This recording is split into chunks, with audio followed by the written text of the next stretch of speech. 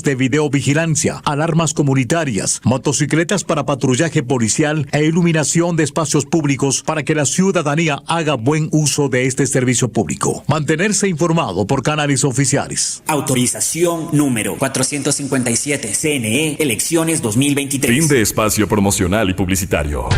La revista de opinión Democracia se transmite por XFM 92.5 en Quito y 89.7 en Riobamba.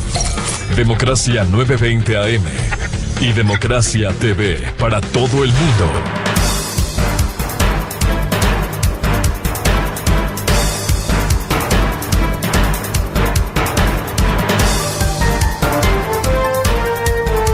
Ocho 11 minutos en el territorio continental ecuatoriano, buscando la verdad en la revista de opinión Democracia. Queremos dar la cordial bienvenida a nuestros siguientes invitados, el doctor Gabriel Hidalgo, académico, y el doctor Stalin Raza, penalista. Los invitamos para que nos ilustren. Siempre aprendemos y un ser humano nunca dejará de aprender en la vida. Respecto de este análisis que está en debate, si es o no crimen de Estado el ocurrido en una unidad policial en la Escuela de Formación de Oficiales, aquí en Puzuquí, y el fallecimiento de la abogada María Belén Bernal, esposa del teniente Cáceres. Sobre esto se ha escrito ya y se ha analizado. Hay teoría del caso también, que para despejar qué es el crimen de Estado y quiénes son las víctimas. Quisiera empezar con el doctor Gabriel Hidalgo, que escribe un análisis en plan B, que lo hemos leído con detenimiento, respecto de lo que significa el crimen de Estado. Partiendo de un hecho, ya hay abogados con el derecho que les asiste que sostienen que este es un crimen de Estado y se está generalizando. También hemos consultado a respetables juristas, penalistas, y consideran que tal vez este momento es prematuro adelantar que el responsable es del Estado. Cierto es, los hechos que se han evidenciado, hay una responsabilidad de una institución estatal, la Policía Nacional, por la acción de un agente público, pero también deberá establecerse si hay encubrimiento, si hay negación de justicia, si hay obstrucción de la justicia, si hay revictimización. Con esas consideraciones, doctor Gabriel Hidalgo, quisiera consultarle, porque en su análisis al final sostiene que una definición comúnmente difundida de crimen de Estado es aquella que atribuye responsabilidades penales por el cometimiento de una infracción actuada por un agente de seguridad o al interior de una institución de seguridad, pero que deberá demostrarse que el delito se cometió para beneficiar a una organización criminal que opera dentro del Estado. ¿Puede asociarse a este presunto femicidio que ha ocurrido? Muy buen día. Buenos días, Miguel. Yo estoy encantado de compartir con usted, con su amplia radio audiencia y también con Stalin Raza, a quien envío un abrazo fuerte. Bueno, lo que puedo decir para anticipar sobre esta conversación es que un crimen de Estado no lo explican solamente los abogados o los juristas, sino que es una institución muchísimo más amplia.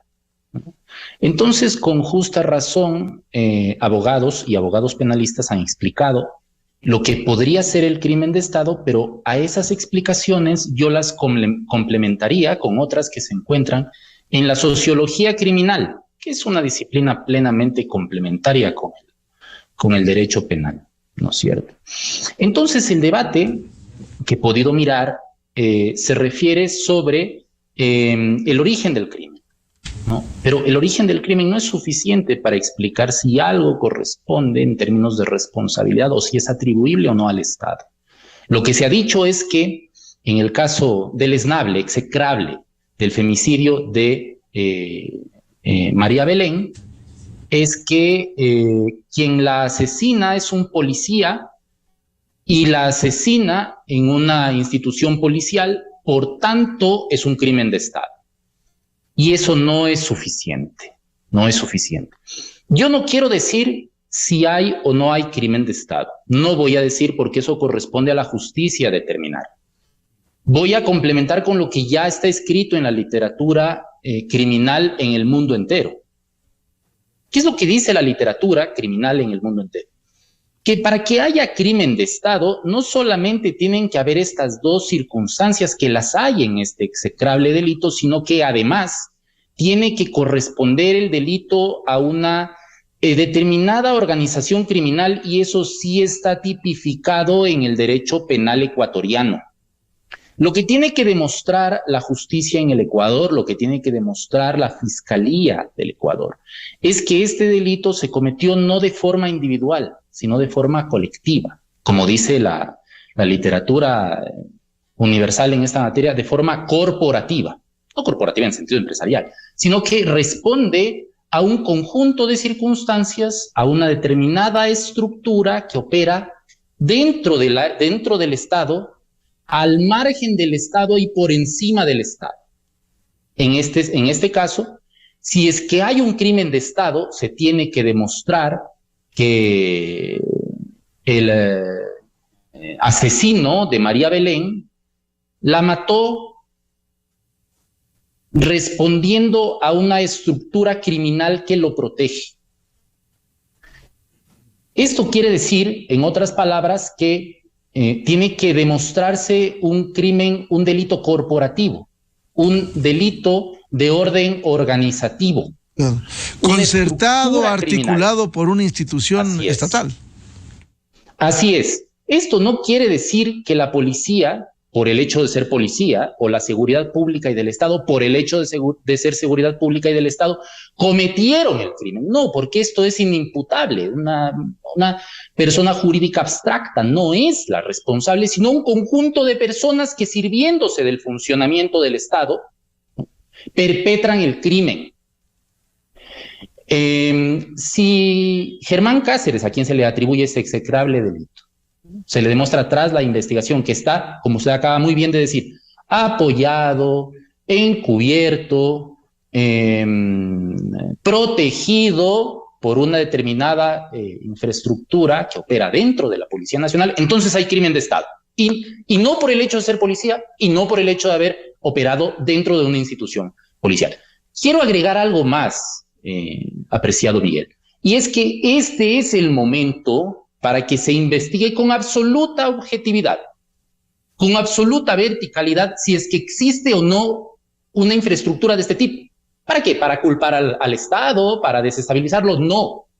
Para extirpar, para mutilar, para cercenar esta parte podrida del Estado, porque si opera, porque puede ser que opere desde la policía, opera también en la justicia, opera también en la política, opera dentro del Estado como una estructura criminal que llegó el momento de mutilarla, y creo que el momento es ahora, en caso de que se llegara a probar que se ha cometido un crimen de Estado.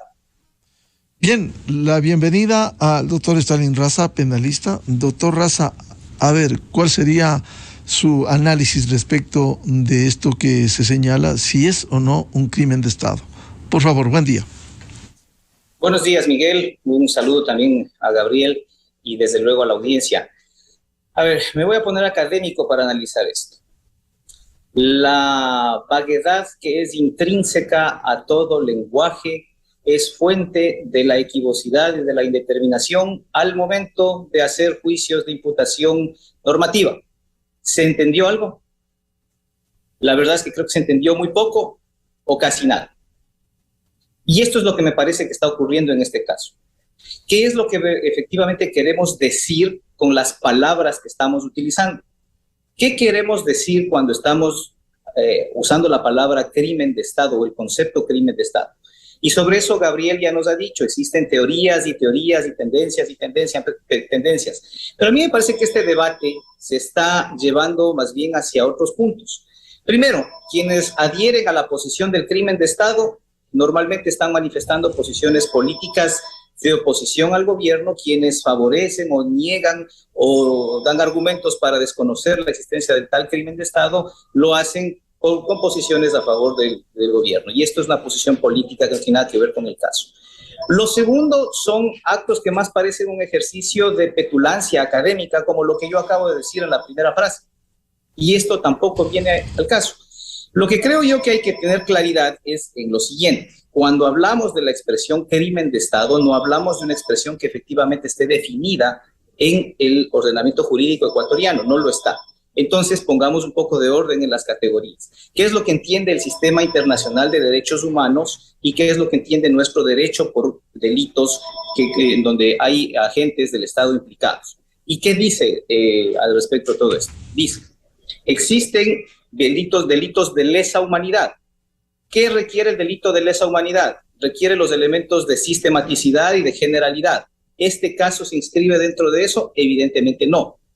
Existen delitos de graves violaciones a los derechos humanos. ¿Puede existir un caso de grave violación a derechos humanos siendo único, individual? Y la respuesta es sí. Entonces, del inicio, desde primera mano, uno puede decir, estamos frente a un caso de una violación de derechos humanos. ¿Qué se ha cometido? No en el contexto de lo que dice nuestro Código Orgánico Integral Penal, de la desaparición forzada, de la ejecución extrajudicial ni nada de esto, porque eso sí requiere la característica que menciona Gabriel Hidalgo. Pero puede cometerse un femicidio en el contexto de una violación de derechos humanos y la respuesta es sí, porque este contexto de la violación de derechos humanos sirve como unas lentes, unas gafas, unos lentes que uno se pone para analizar el femicidio que ocurrió en este caso puntual. ¿Con quién lo cometió? ¿Dónde se cometió? ¿Y quiénes intervinieron en este delito? ¿Lo cometió un agente del Estado? Sí. ¿Dónde se cometió? ¿En un recinto estatal? Sí, en el recinto policial. ¿Quiénes participaron en este delito? ¿Miembros de la policía? Sí.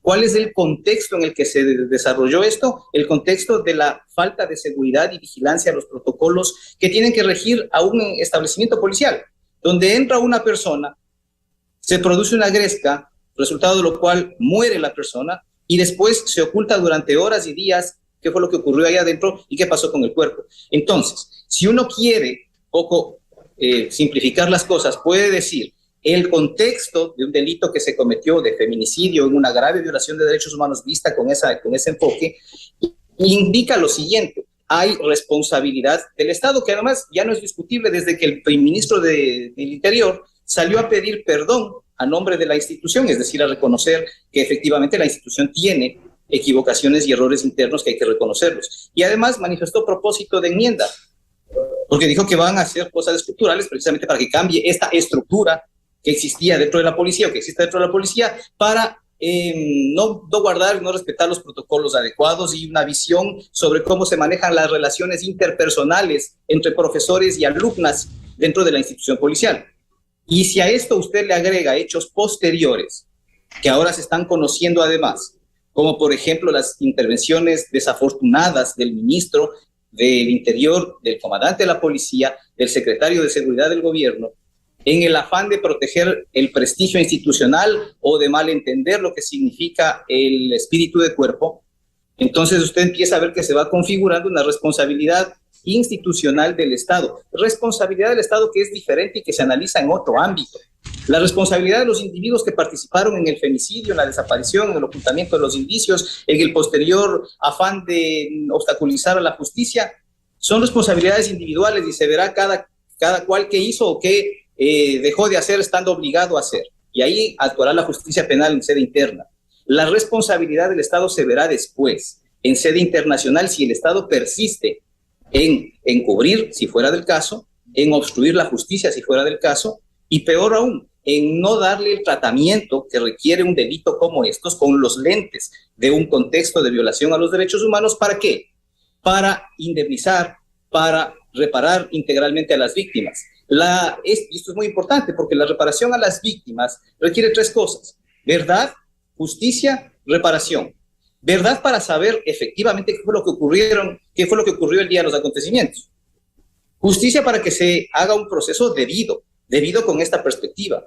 Y reparación porque usted tiene que a las familias que quedan como deudos de la abogada Bernal, pues los tiene que dar un tratamiento psicológico, un tratamiento médico. Habrá que ver cuál es el proyecto de vida que tenía esa gente y que se ve interrumpido ahora por la ausencia de la abogada Bernal, y habrá que darle las condiciones necesarias. ¿Para qué? Para evitar que precisamente después el Estado, ahí sí el Estado, sea enjuiciado y sea declarado responsable por organismos internacionales. Entonces, un poco hay que desvestirse, zafarse un tanto de estos prejuicios y decir, vamos a tratar el caso como lo que es. El caso es un caso de femicidio asociado a otros delitos más que pudieran aparecer, como fraude procesal, como obstrucción a la justicia, como ocultamiento de evidencias, lo que usted quiera. Y este caso lo vamos a analizar bajo el paraguas, bajo el contexto de una violación de derechos humanos, porque están implicados una institución que tenía la responsabilidad de precautelar su propia seguridad y la seguridad de la persona que estaba dentro de ese recinto policial, y luego porque vamos a hacer todo lo necesario para después no ser enjuiciados en las cortes internacionales y ser responsabilizados como ya lo ha sido el Estado ecuatoriano en otros casos. Entonces pienso que un poco hay que sacar la calentura de las sábanas y mirar con una perspectiva adecuada de qué estamos hablando cuando queremos hablar de crimen de Estado. Es decir, doctor Stalin Raza, en esa teoría del caso habría que esperar primero. ¿Qué sucede, como usted plantea como interrogante? ¿Qué sucede en el escenario que aquí no hay encubrimiento? Se sanciona al autor, cómplices y encubridores, se establece en la investigación esos hechos, si no hay obstrucción ni negación de la justicia ni revictimización. Si eso se cumpliría, ¿habría un crimen de Estado en ese escenario posible? Se habrían satisfecho varios de los requisitos para cumplir con las obligaciones internacionales que tiene el Estado de investigar y de sancionar. Ahora, lo que ya ocurrió es inmodificable, incambiable. ¿Qué fue lo que ocurrió? Lo que ocurrió fue que la abogada María Belén Bernal ingresó a una dependencia policial. Y esa dependencia policial, desde que esta persona ingresó a sus instalaciones, tiene la responsabilidad de saber qué pasa con esa persona allá adentro. Y esto fue lo que ya se dañó, ya no hay cómo cambiarlo. Sí, se sabe que adentro ocurrió una gresca, se sabe que adentro muy probablemente ella fue ultimada, le dieron muerte, y luego se sabe que hubo un ocultamiento de cuerpo. Habrá que ver, y de evidencias, habrá que ver quiénes participaron. Si solo fue el teniente Cáceres, o si fue ayudado por sus compañeros, y también por sus subalternos, o si adicionalmente también hubo la participación de otras dependencias policiales, de otras unidades que se acercaron a levantar los indicios y no hicieron lo que tenían que hacer. Hoy existe un reportaje que lo vi en primicias, habrá que ver después en el proceso cómo se prueba, pero en primicias ya se dice, llegó personal de la DINASED a la habitación a levantar indicios, encontraron indicios y dejaron que el teniente Cáceres les diga que se vayan nomás porque necesitan una orden de allanamiento, cuando ya estaban levantando indicios, cuando ya estaban acordonando y estaban frente a una escena del crimen, del delito. O sea, ellos podían haberse dejado imponer del teniente Cáceres que se vayan nomás, porque les hace falta una orden de allanamiento. Esto es impensable. ¿Sí? Luego, la fiscalía vuelve a ingresar. Primero, la fiscalía le retiene por 8 horas al señor. Hacen más diligencias y luego le dejan ir.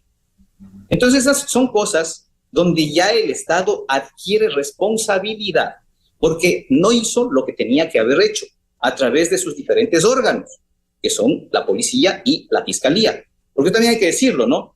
Poco se está cargando las tintas a la policía, con razón, creo yo, pero también hay un fiscal que le tomó la versión y que le dejó ir. Y no se ha dicho mucho de esto.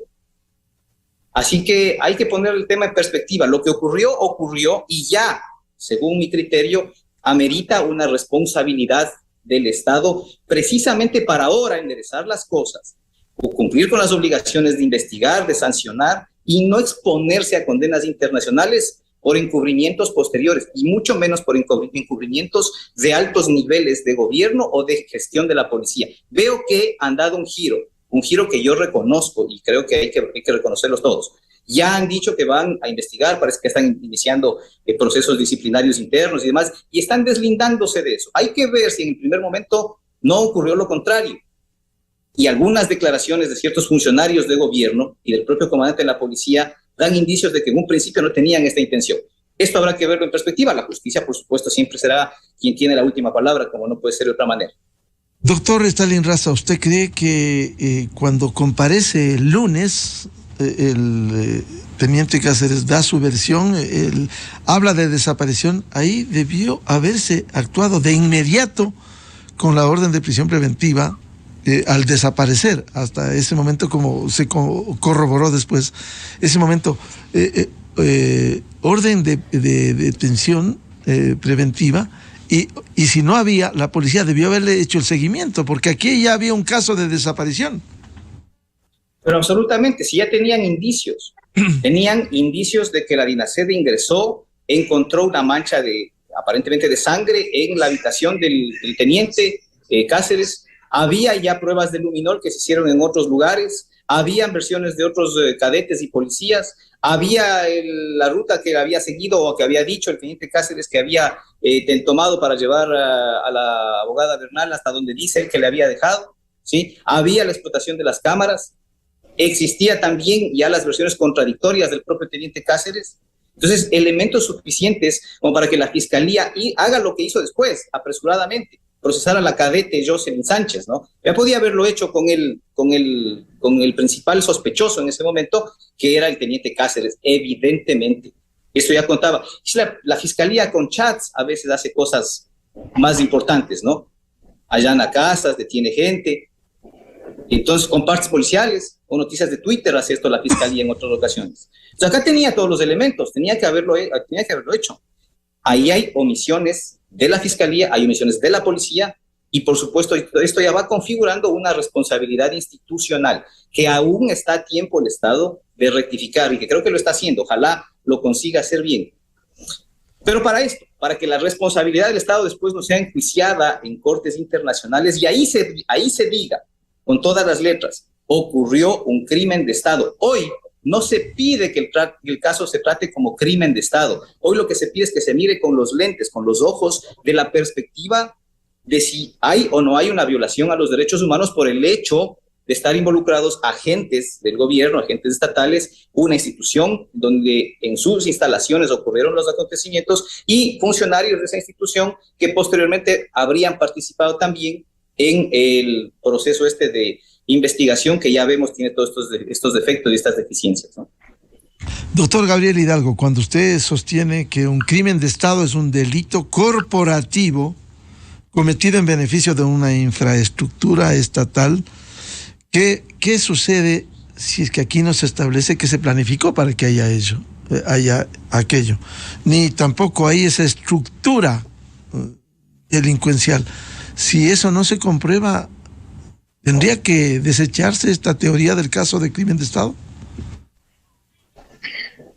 Bueno, es muy sensible este debate porque incluye las percepciones de muchas personas que desde un plano profesional han asumido una posición ideológica, subjetiva, incluso sentimental, y eso no está prohibido. Lo que está prohibido es que estas percepciones y subjetividades contaminen la interpretación de cualquier proceso investigativo, incluso criminal. Yo coincido con Stalin en que este debate no puede ser ideológico. Y no pudiendo ser ideológico, hay que prescindir de las interpretaciones parcializadas. Esto de debatir si se trata o no de un crimen de Estado desde una función, digamos, ideológica. A mí me cae bien, me cae mal el gobierno o el Estado, entonces yo voy a tirar piedras en contra de ese tejado, ¿no es cierto? No se trata de eso, coincido plenamente en que no se trata de un asunto de orden subjetivo, ideológico. Esto se tiene que investigar desde el plano objetivo, ¿no es cierto? Entonces, ¿qué es en lo que yo quiero insistir que objetivamente se tiene que probar?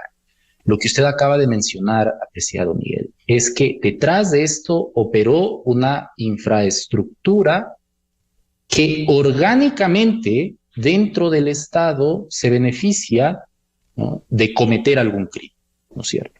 ¿Cómo se beneficia? Digamos que hubiera, yo no estoy diciendo que hay, pero digamos que hubiera. ¿Cómo se benefician? Bueno, si es que Cáceres operó acompañado y esas compañías, que tal vez, no digo que haya sido, pero digamos que fueran superiores en rango a esta persona, no quieren pasar por ningún tipo de cuestionamiento judicial o administrativo, entonces ofrecen las facilidades para encubrir, ¿no es cierto? Si esta infraestructura de orden profesional, digamos, en mandos medios, altos, bajos, facilitaron que este crimen se perpetrara, entonces hay una estructura de crimen organizado, y habiendo una estructura de crimen organizado, entonces hay un delito de Estado, hay un crimen de Estado. Pero también quiero coincidir en que esto no corresponde averiguar ahora mismo. Es el Estado el que tiene que transparentar la investigación, dar facilidades para que luego en cortes internacionales no se atribuya al Estado una responsabilidad, digamos, criminal de este tipo. Coincido. También quiero coincidir en que hay una responsabilidad, no quiero decir penal, porque si es responsabilidad penal estamos hablando de crimen de Estado, pero sí hay una responsabilidad de proteger a quien se haya presentado, incluso y especialmente a quien se haya presentado en una institución de seguridad. Sí hay responsabilidad del Estado, incluso reconocida por el ministro, ¿no es cierto? Y hay, como acaba de mencionar Stalin, una trayectoria de hechos criminales. Y hay responsabilidades criminales en el suceso que da muerte a la abogada Bernal. Y hay hechos criminales en el encubrimiento, incluso en la obstrucción de justicia, pero hasta ahí no se configura, según la literatura internacional, que es la que suele dar forma a las decisiones internacionales, incluso de las altas cortes de los derechos humanos, vamos a decir. Si no hay una estructura de crimen corporativo, es decir, una estructura de crimen organizado, entonces no hay crimen de Estado. Pero sí hay. Y a mí me parece que ese debe ser el debate. Pienso que el debate no puede ser si nos cae bien o mal el Estado, si nos cae bien o mal el gobierno, como bien acaba de decir Stalin, digamos en términos ideológicos, como acaba de decir Stalin. Tampoco creo que el debate tiene que ser si es que se trata o no de un agente de la seguridad o de una institución de seguridad, que son hechos, digamos, que forman parte del expediente, que son una realidad, que incluso ayudan a clarificar algunas cosas. Es cierto, pero hasta ahí no hay crimen de Estado. Lo hay a partir de que se logra probar que hay una infraestructura de crimen organizado detrás de este suceso, ¿no?, que corporativamente operó y que se beneficia de alguna forma. Y acabo de decir cómo se podría haber beneficiado. Yo no digo que esto esté sucediendo. Digo que ahí deberíamos poner el ojo para que posteriormente, como bien acaba de decir Stalin, en las instancias internacionales pueda demostrarse o no si es que aquí hubo o no una responsabilidad de esta naturaleza. Con lo cual coincido plenamente con Stalin cuando dice que aquí hubo violaciones de derechos humanos, y ese es el origen del debate. Y ese es, digamos, en lo que tiene que arrancar la discusión sobre lo que ha sucedido, pero yo quiero añadir algo más. En lo posterior, si vamos en la opinión pública, quiero decir, si en la opinión pública vamos a seguir conversando sobre esta circunstancia y al intentar esclarecerla, yo propongo, a título individual, por supuesto, que el debate no puede seguir siendo si es que se trata de un agente o en una institución, sino si detrás de toda esta sucesos criminales con autores, cómplices y encubridores hay o no una infraestructura de crimen organizado, que es lo que podría probar que hay una responsabilidad criminal del Estado o un crimen de Estado. Doctor Hidalgo, ¿se pudiera entender que para que haya un delito corporativo, que esto debió planificarse antes para que se cometa este hecho?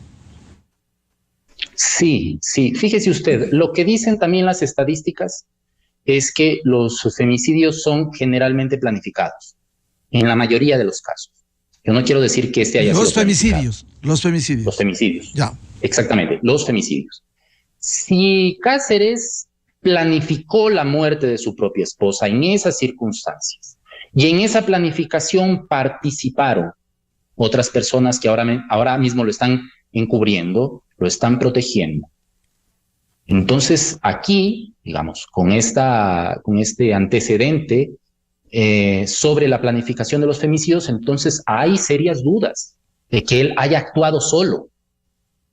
Si actúa acompañado e incluso protegido, y eso responde a una determinada estructura que se beneficia de este hecho execrable, de este crimen execrable, entonces hay una estructura de crimen organizado sosteniéndolo y protegiéndolo. Doctor Stalin Raza, esta teoría del femicidio, ¿qué piensa usted? Sí, a ver, varias coincidencias igual con Gabriel y unas dos diferencias que sí creo que hacen relevante cómo se analiza este tema. Las diferencias. Primero, esta famosa estructura de la que Gabriel habla es una estructura que se genera o puede generarse no necesariamente de manera anterior, sino de manera simultánea o de manera posterior a que se produzcan los acontecimientos. Y en esto los ejemplos de la jurisprudencia de derechos humanos y de la interamericana en particular son grandes, ¿no? Recordemos un caso, voy a mencionar uno, el caso Bulacio en Argentina. En Argentina se trató del caso de una persona que fue detenido en una batida que hizo la policía después de un concierto y que fue llevada a una comisaría de la policía y en esta comisaría desapareció y fue ultimado, se dio muerte. No existía previamente un concierto, quiero decir, un acuerdo de voluntades del Estado para desaparecer a gente que va a los conciertos. No había eso. Pasó que se murió esta persona en los calabozos de una comisaría de la policía en Argentina y luego se armó toda una estructura de encubrimiento y de protección de los agentes policiales, agentes estatales, que dieron muerte a esta persona. Y el Estado argentino fue condenado precisamente por esto.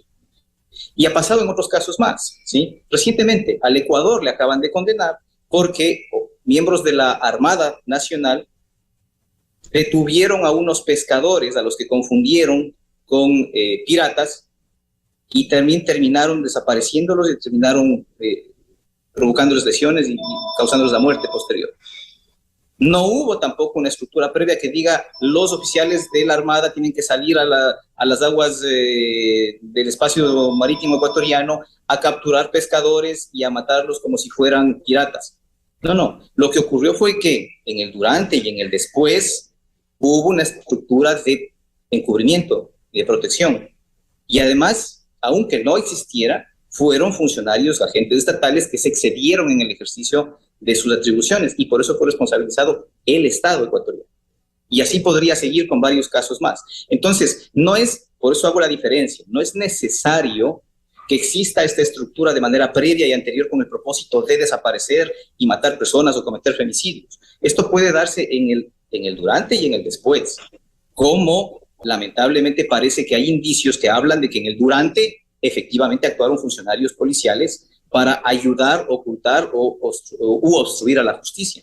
Entonces, hay que tener un poquito de cuidado y de precaución con estas cosas, precisamente pensando en que el Estado no debe ser responsabilizado fuera en cortes internacionales, una vez más, por hacerse de la vista gorda y mirar hacia otro lado. Hay que tratar este caso como lo que es. Es un caso de una violación de derechos humanos, y así hay que verlo. Y un poco salir de este falso dilema de si es o no es crimen de Estado. Eso lo dirán después las cortes internacionales, ¿sí? Hoy hay que tratarlo así para enderezar las cosas que ya se han hecho mal, que ya no van a poder cambiarse, y no exponerle al Estado y a la final a la sociedad ecuatoriana a que sea señalada como violadora de los derechos humanos en el concierto internacional. Esto es lo que hay que enderezar ahora. Y eso pasa especialmente por tener en cuenta criterios de reparación a las víctimas. Y las víctimas, digo esto, no se satisfacen simplemente con el número de años de cárcel que le vayan a poner a 1, a 5 o a 10 de los policías que hayan intervenido en esto, empezando por el agresor. No se satisface con eso. Se satisface con que le expliquen, le den una explicación satisfactoria y lo más cercana a lo que verdaderamente ocurrió de los acontecimientos que se produjeron y que dieron lugar a la muerte de María Belén Bernal. Es verdad. Luego, justicia, un procesamiento adecuado, eficaz, no apresurado, no al bartoleo, procesando los delitos que corresponde procesar y sancionando a los individuos por sus responsabilidades particulares adecuadamente también y proporcionalmente también. Y luego, finalmente, la reparación a las víctimas, la reparación material, la reparación inmaterial, el reconocimiento del Estado, que ya lo ha hecho. Me parece bien que el ministro haya salido ya a pedir perdón a nombre de la policía y a manifestar su propósito de corrección. Esto está bien, es parte de, digamos, creo que debe ser valorado positivamente cuando de indemnizaciones y cuando de reparaciones a las víctimas se trate. Pero las reparaciones no solo son plata, no solo son dinero. son también eventos simbólicos, son también actos que el Estado tiene que hacer con la madre de María Belén, con su hijo, para mirar cuál es ese proyecto de vida que yo decía que pudo haber quedado trunco por la ausencia de María Belén. Y en esa medida, acompañar, dar respaldo psicológico, respaldo médico, preocuparse de la educación del niño que queda huérfano, y cosas como estas son las que tiene que hacer el Estado, entendiendo que se trata de un evento que excede de lo que pudo haber sido la violencia doméstica particular, que de suyo es ya execrable y cuestionable. Pero excede de aquello. Se inscribe en un contexto donde había de por medio un recinto policial y policías y aspirantes a policías involucrados. Más allá de los grados de responsabilidad individual de los que se trate y de estos ejercicios de piruetas argumentales en los que suelen meterse los dogmáticos del derecho penal, o solemos meternos los dogmáticos del derecho penal, hay que un poquito trascender esa discusión para mirar las cosas en contexto. Y obviamente no descuidar el tema humano que está de por medio, ¿no? Es decir, esto no se puede tomar como un hecho aislado, sí, de un agente público, de un teniente de policía que actúa, se presume, con la complicidad, con la ayuda de quienes estaban allí, pero no como un hecho aislado. O sea, las máximas autoridades del Estado en su conjunto, si no conocía esto, y en el camino, como usted bien dice, doctor Raza, se cometen estos hechos. No hubo la debida acción urgente que debieron hacerse en la policía especialmente, y luego en la fiscalía. ¿Esto no podría considerarse como un hecho aislado de estos protagonistas de este hecho de sangre?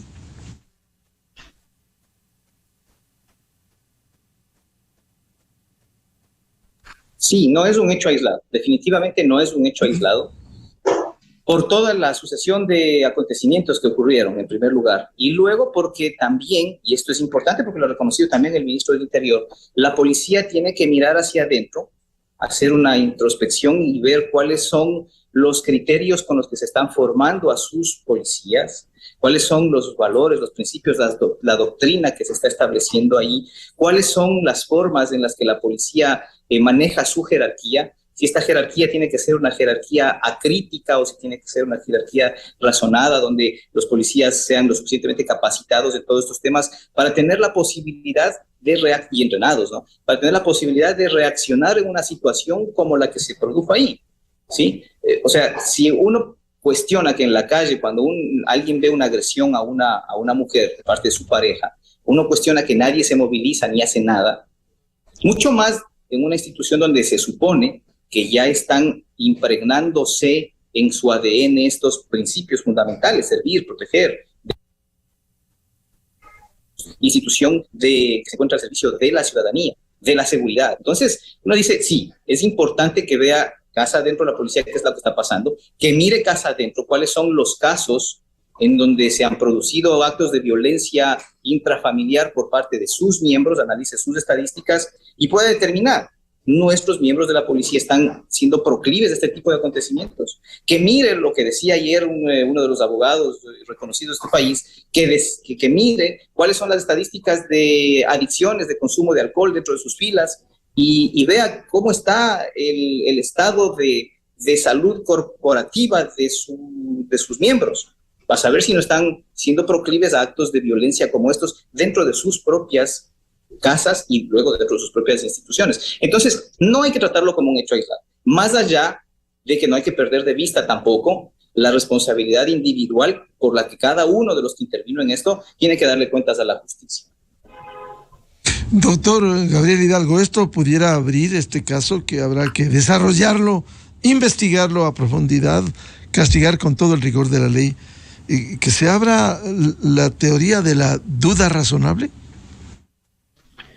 Sí, yo coincido plenamente con que hay falsos dilemas en torno a este tipo de tragedias que le suceden a la sociedad. Y coincido plenamente en que esos falsos dilemas no tienen que ser la brújula que conduzca el debate. Pero también creo que no se debe perder de vista el debate. Es decir, hay que alimentar permanentemente el debate de este tipo de tragedias con elementos que nos ayuden a cuestionar nuestras propias instituciones. Si nuestras instituciones funcionan bien o mal, tenemos que cuestionarnos permanentemente, y un gran cuestionamiento que debe hacerse en este momento a la policía, digamos, como institución perfectible, compuesta por seres humanos, es ¿a qué tipo de disciplina responde?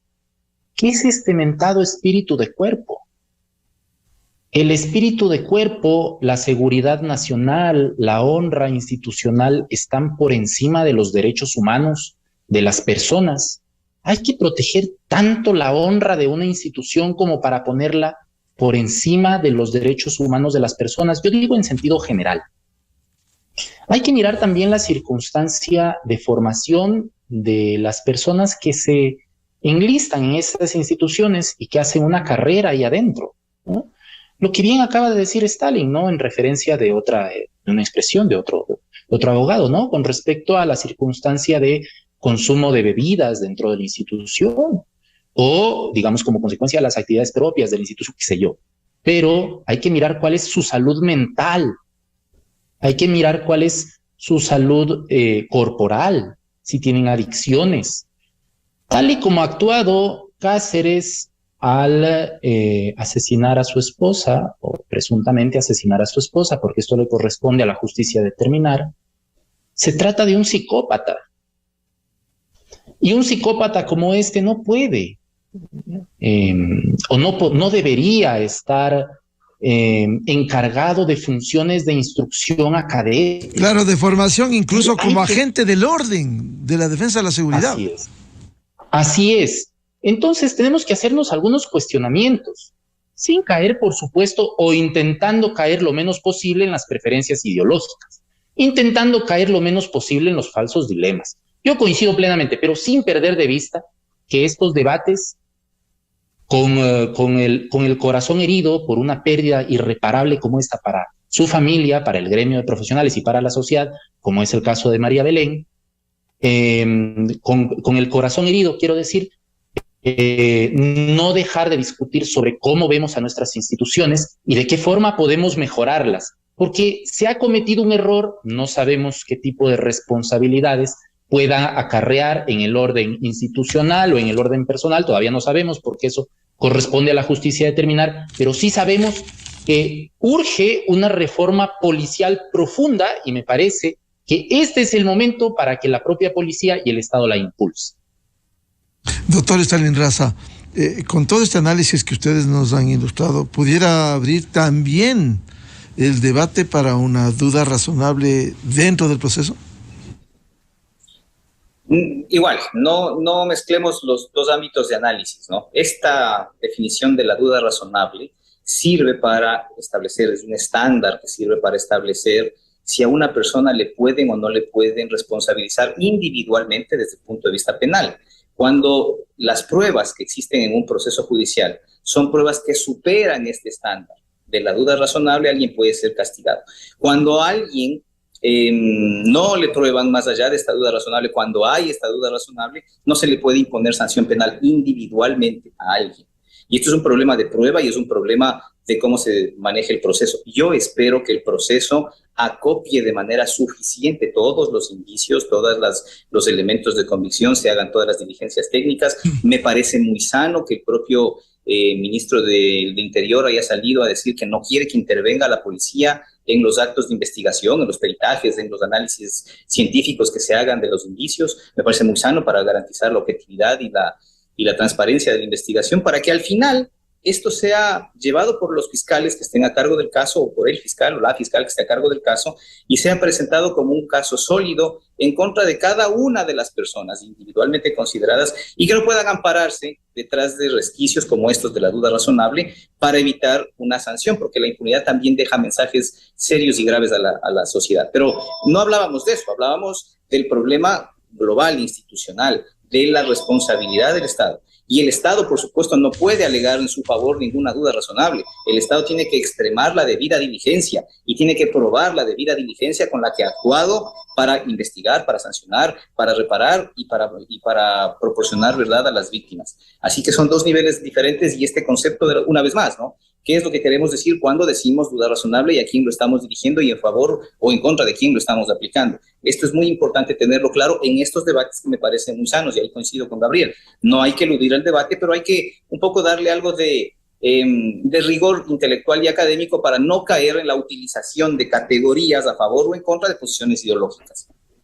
Muchas gracias por ilustrar. Quizás como corolario decir que aquí, una vez ocurridos los hechos, existe la necesidad imperiosa de que haya una actuación implacable de la estructura del Estado para que no haya encubrimiento, obstrucción, negación de justicia ni revictimización. Solo allí, en medio del dolor, este viernes será enterrado María Belén Bernal, solo en medio de este dolor se podrá reparar algo, que la vida no se recupera, reparar algo lo que en su momento se debió evitar. Muchas gracias al doctor Gabriel Hidalgo y al doctor Stalin Raza por ilustrarnos en este tema y seguir aprendiendo de estos hechos. Muy amables. Muchas gracias, Miguel, Gabriel, un saludo. Muy amables, muy buen día. Con esto vamos a dar paso al segmento Clarito está, con los economistas Vicente Albornoz y Sebastián Oleas. Antes quiero recomendarles, por favor, el programa Controversia en Escena, este sábado 8 horas, por Exa FM, Democracia M y Democracia TV. Precisamente vamos a hablar del tema de la semana e ir más allá del caso, de la casuística. ¿Cómo construir una política de Estado para enfrentar la violencia de género, la violencia contra las mujeres y los casos de femicidios que se suceden en el país? Vamos a analizar también el caso de María Belén Bernal. Invitadas, la doctora Solanda Goyes, directora nacional de Acceso a la Justicia del Consejo Nacional de la Judicatura, la doctora Valesca Pareja Díaz, de la Coalición Nacional de Mujeres, y la doctora Carla López, abogada y portavoz del colectivo Nina Guarmi. Con esto nos despedimos, volveremos el próximo lunes a seguir buscando, contribuyendo para buscar la verdad en el país, y desearles un feliz viernes, feliz fin de semana. Luego de Clarito está, que ya viene con Vicente Albornoz y Sebastián Oleas, les recomendamos, vendrá el show de la papaya en Exa FM. Muy buen día, felicidades, feliz fin de semana. A la revista informativa Democracia llegan Vicente Albornoz y Sebastián Oleas, conocidos como Los Explicadores, para presentar